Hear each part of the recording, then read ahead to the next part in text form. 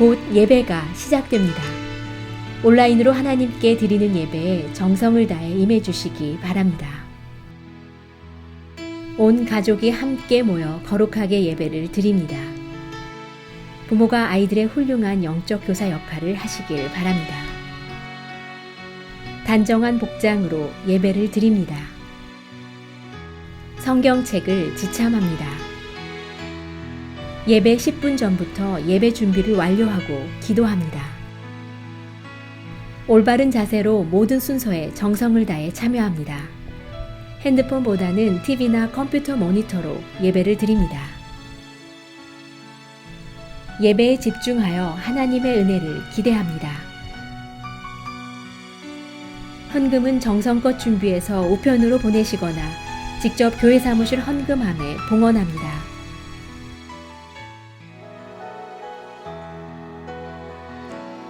날마다 숨쉬는 순간마다 내 앞에 어려운 일 보내 주님 앞에 이 몸을 맡길 때 슬픔 없네 두려움 없네 주님의 그 자비로운 손길 항상 좋은 것 주시도다 사랑스레 아픔과 기쁨을 수고와 평화와 안식을 날마다 주님 내 곁에 날마다 주님 내 곁에 계셔 자비로 날 감싸주시네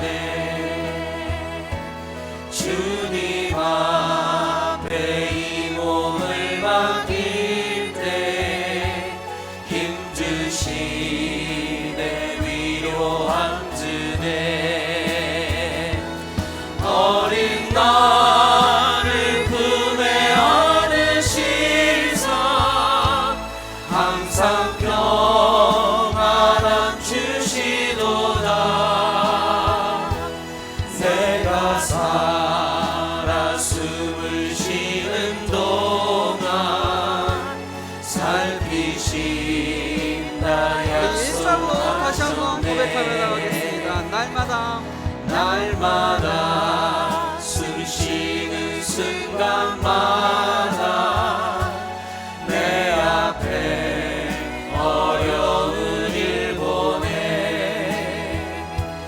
주님 앞에 이 몸을 맡길 때 슬픔 없네 두려움 없네 주님의 그 자비로운 손길 항상 좋은 것 주시도다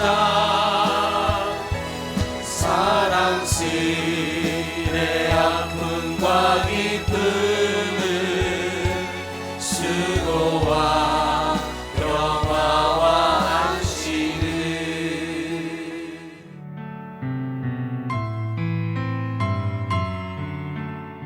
우주의 모든 것을 지으신 하나님, 우한 코로나를 통하여 인간이 얼마나 연약한 존재임을 다시금 깨닫게 되었습니다.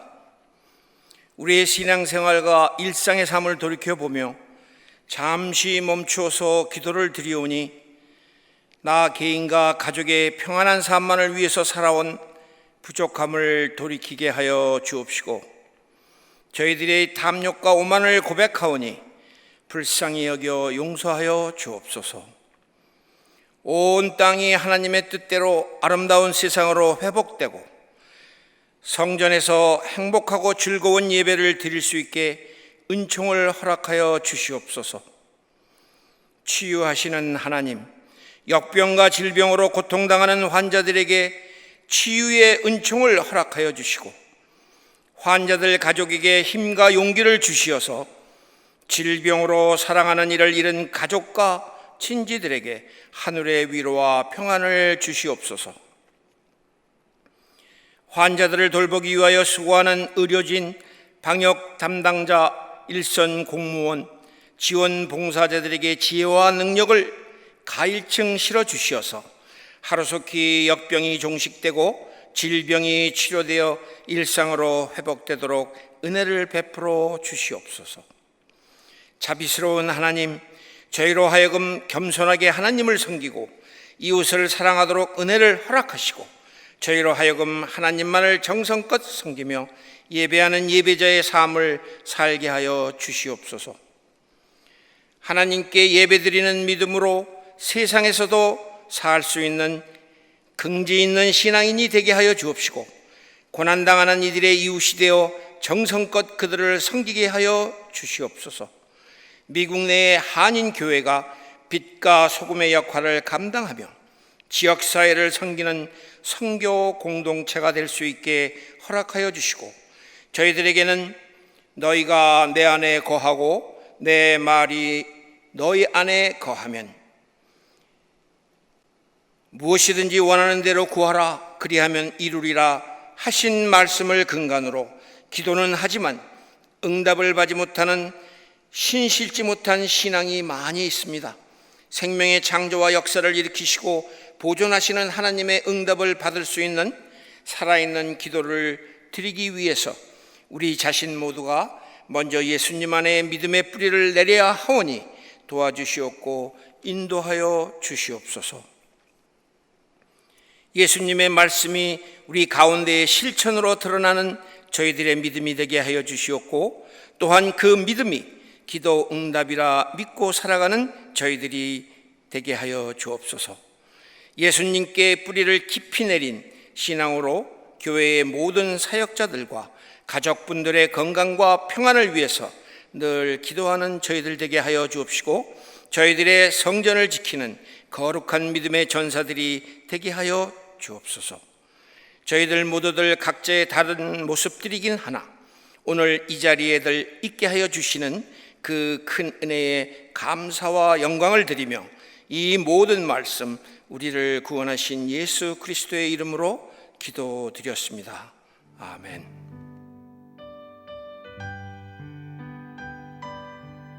오늘 우리에게 주시는 하나님의 말씀은 예레미야 34장 8절부터 22절입니다. 함께 봉독하시겠습니다. 시드기야 왕이 예루살렘에 있는 모든 백성과 한 가지로 하나님 앞에서 계약을 맺고 자유를 선포한 후에 여호와께로부터 말씀이 예레미야에게 임하니라. 그 계약은 사람마다 각기 히브리 남녀 노비를 놓아 자유롭게 하고 그의 동족 유다인을 종으로 삼지 못하게 한 것이라.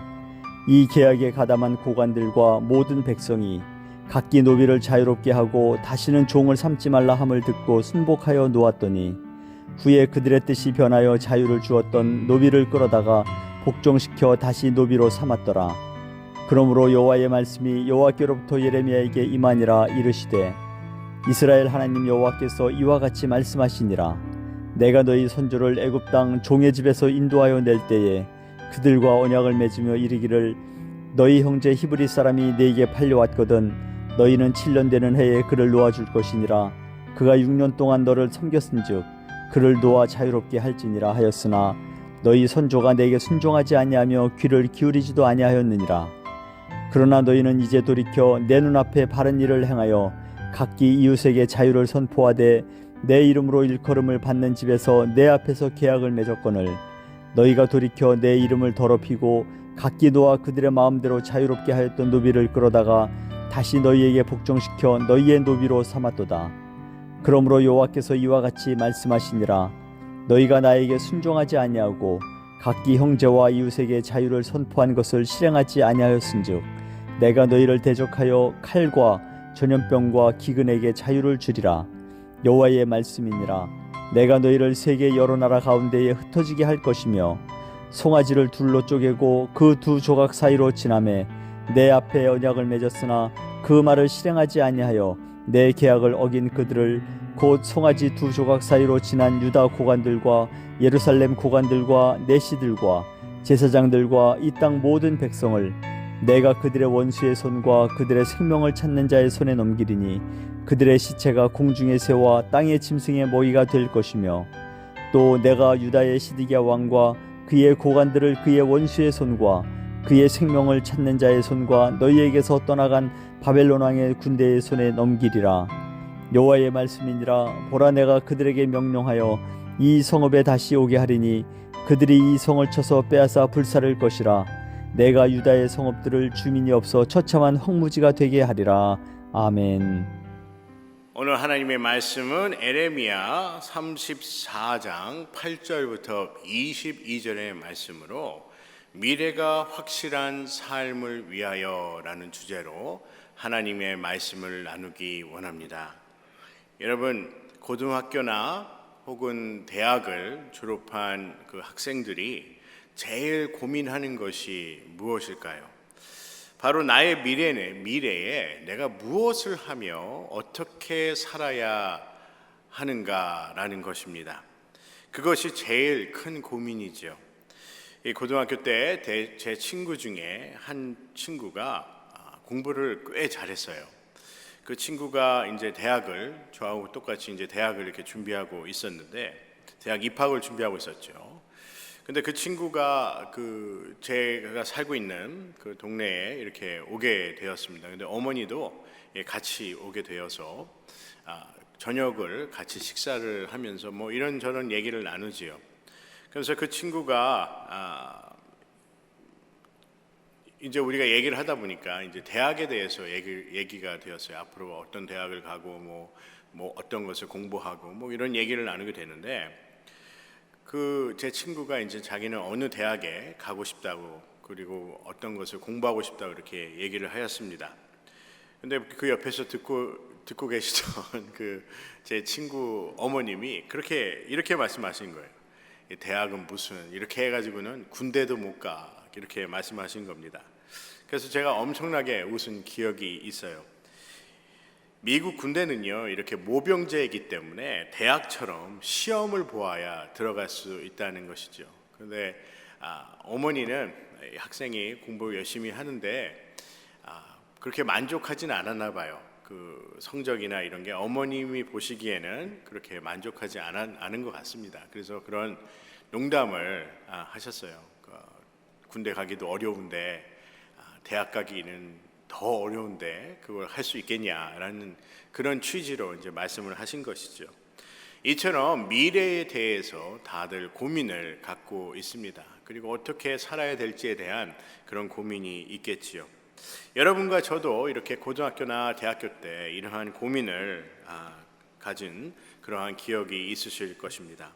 이처럼 우리가 갖고 있는 대부분의 고민들은요, 과거에 있었던 일에 대한 그런 고민보다는 앞으로 우리 미래에 있을, 그리고 미래에 우리가 해야 할 그런 일들에 대한 고민이 더 많을 것입니다.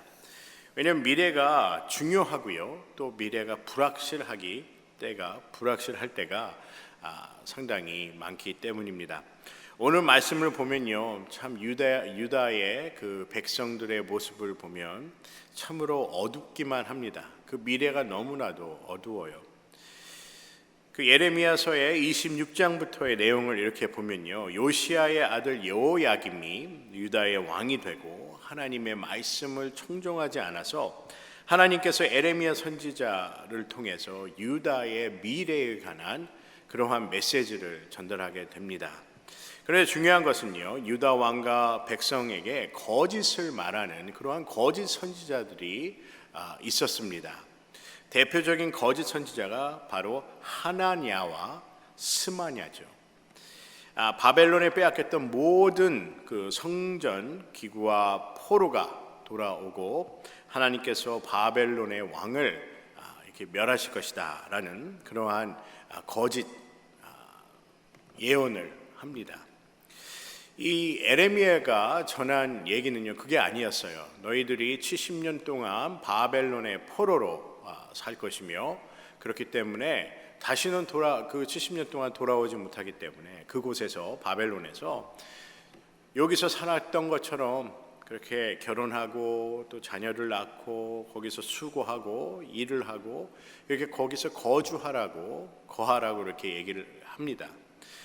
이 거짓 선지자들은요, 그와 다르게 다른 얘기를 하지요. 에레미야 선지자의 그 예언이 틀리다는 것입니다. 그리고 그것이 거짓이라는 것이죠. 그래서 유다 백성과 제사장들에게 에레미야를 벌하도록 서신을 보내서 그 에레미야를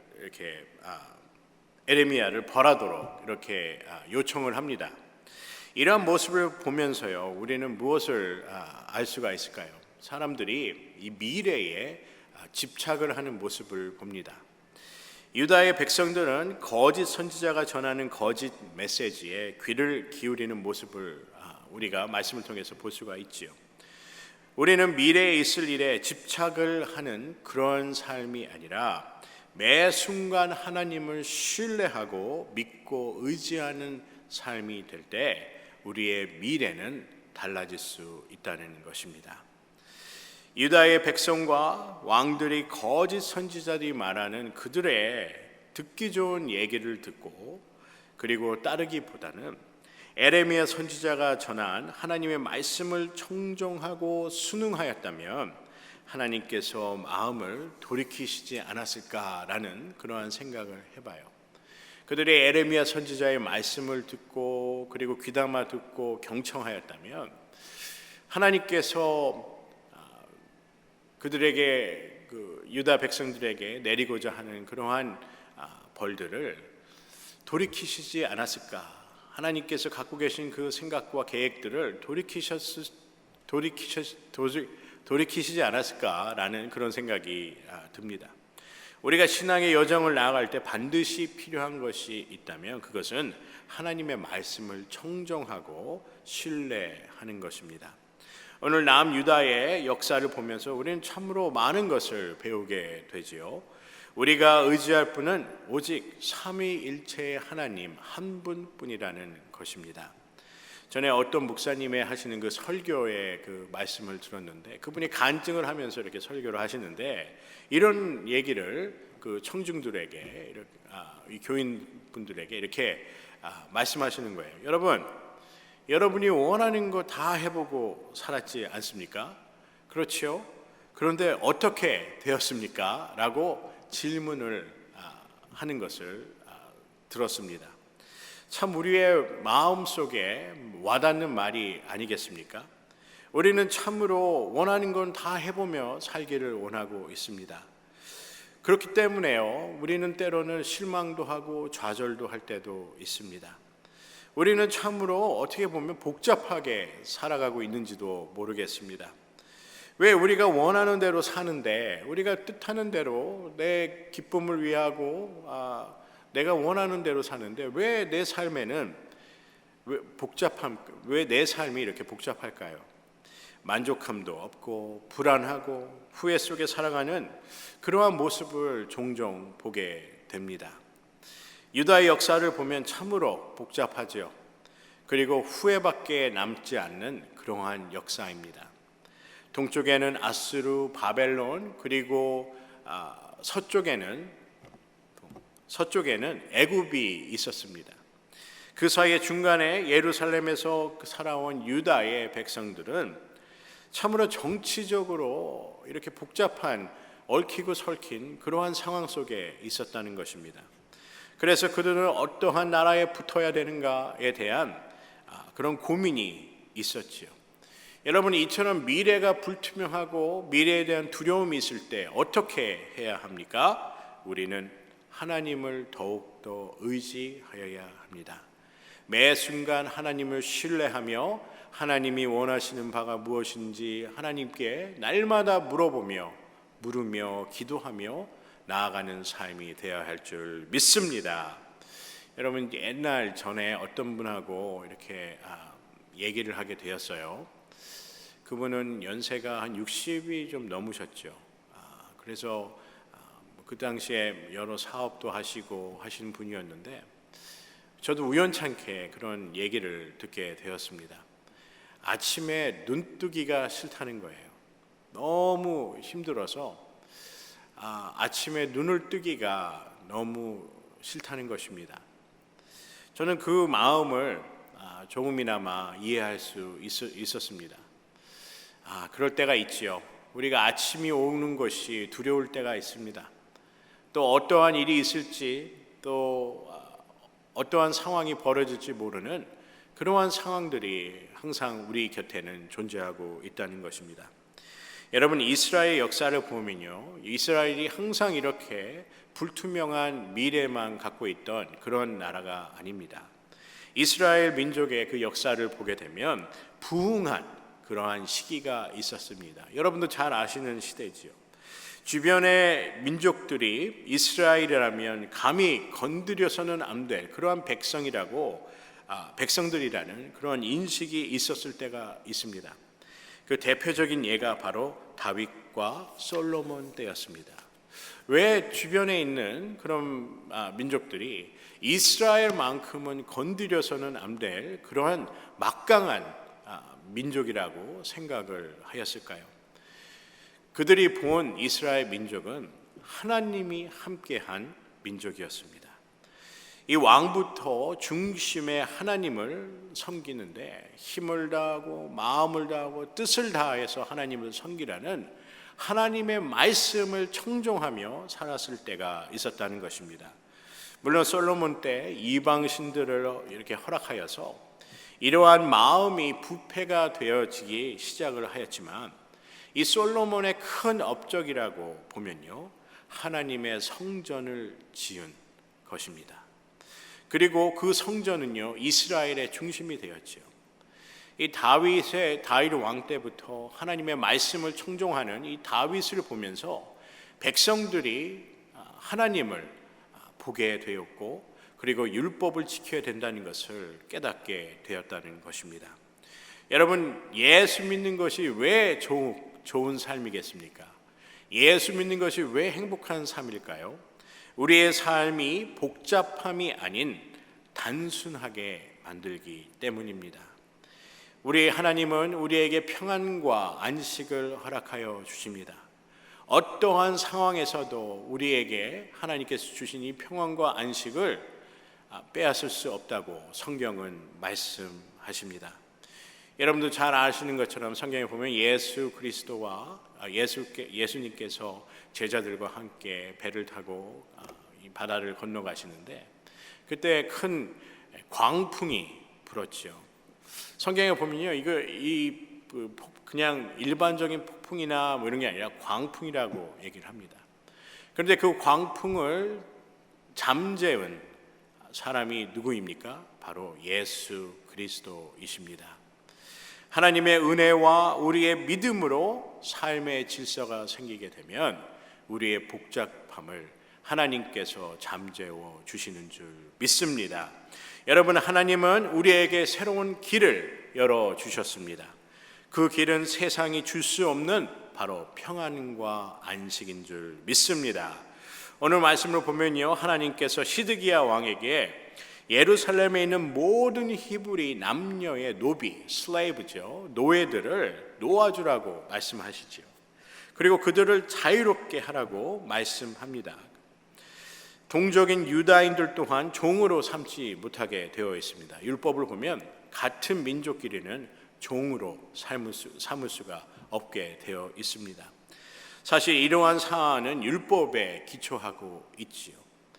여러분이 출애굽기 21장과 신명기 15장의 그 말씀을 보면요, 하나님께서 매 7년마다 이방의 노예건 그 나라의 어떠한 그 노비들을 무조건 자유롭게 보내주어야 한다고 말씀합니다. 이것이 바로 안식에 관한 율법이지요.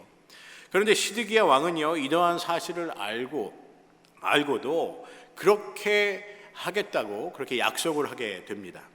하지만 바벨론의 간섭이 줄어들고 위협이 줄어들자 그가 마음을 바꾸게 됩니다. 하나님의 율법을 어기고 하나님의 율법을 무시하게 된 것이지요. 그래서 하나님은 바벨론을 다시 사용을 하여서 유다의 백성을 다시금 고난을 겪게 한다고 말씀하십니다. 본문의 17절과 21절부터 22절의 말씀입니다. 그러므로 나 여호와가 이같이 말하노라. 너희가 나를 듣지 아니하고 각기 형제와 이웃에게 자유를 선언한 것을 실행치 아니하였은즉 내가 너희에게 자유를 선언하여 너희를 칼과 연병과 기근에 붙이리라. 나 여호와의 말이니라. 내가 너희를 세계 열방 중에서 흩어지게 할 것이라 라고 말씀합니다. 그들이 함께 모여서 살고 있는 그 백성들을 흩어지게 한다는 것이지요. 또 내가 유다 왕 시드기야와 그 방백들을 그 원수의 손과 그 생명을 찾는 자의 손과 너희에게서 떠나간 바벨론 왕의 군대의 손에 붙이리라 라고 말씀하세요. 다시 바벨론을 사용하여서 이 유다 백성들, 유다 민족을 심판하겠다고 말씀합니다. 그런데 이렇게 보면요, 이 왕이 그 한 나라의 지도자가 문제인 것 같아요. 이 한 나라의 지도자가 어떻게 행동을 하냐에 따라서 역사가 바뀌어질 수 있다는 것입니다. 하나님의 말씀을 청종하느냐, 청종하지 않느냐. 여러분, 이것은 비단 한 나라의 역사뿐만 아니라 우리의 삶에도 적용이 되는 말씀이라고 생각합니다. 여러분, 우리 삶의 미래가 변화된다는 것은요, 하나님을 믿을 때 가능한 일입니다. 여러분, 참으로 우리의 삶이 진짜 미래가 확실하기를 원한다면, 그리고 우리의 삶의 미래에 진정으로 기쁨과 삶의 만족과 그리고 하나님께서 주신 그 구원의 영생을 통해서 우리의 삶에 두려움이 없고 염려가 없고 그러한 삶을 살기 위해서는요, 하나님을 반드시 믿어야 합니다. 삼위일체이신 하나님을 믿고 의지하며 나갈 때 우리의 미래가 확실해지는 줄 믿습니다. 22절의 말씀에 보면요, 나 여호와가 말하노라. 보라, 내가 그들에게 명하여 이 성에 다시 오게 하리니 그들이 이 성을 쳐서 취하여 불사를 것이라.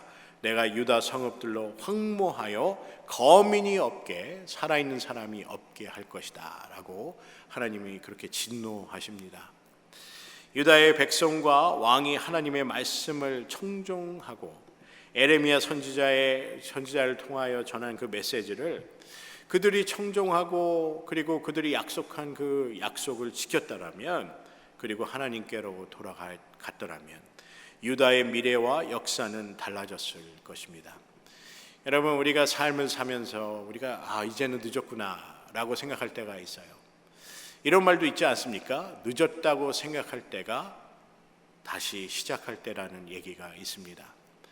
여러분, 우리가 삶을 사면서 지금까지 우리가 하나님의 말씀을 청종하지 않고 살았다면, 그리고 하나님의 말씀을 우리가 귀담아 듣지 않고 살았다면 지금도 늦지 않았습니다. 지금이라도 우리가 하나님께로 돌아가고 하나님의 말씀을 청종하며 산다면 좋으신 하나님께서 우리에게 은혜를 베푸사 우리의 삶의 주인이 되어주시고 우리의 모든 죄를 사하여 주시고 우리의 하나님이 되셔서 우리를 하나님께서 원하시는 그 길로, 새로운 길로, 그리고 미래가 확실한 그 길로 우리를 인도하여 주실 줄 믿습니다. 여러분, 성경의 말씀은 우리에게 참으로 많은 교훈과 깨달음을 주고 있습니다. 오늘의 말씀의 제목처럼요, 오늘 말씀의 주제처럼 미래가 확실한 삶을 위하여입니다. 오늘 말씀을 준비하면서요, 여러분과 제가 성경의 말씀을 마음에 담고 새겨서 현명하고 지혜로운 그러한 삶을 살기를 주님의 이름으로 간절히 소원합니다.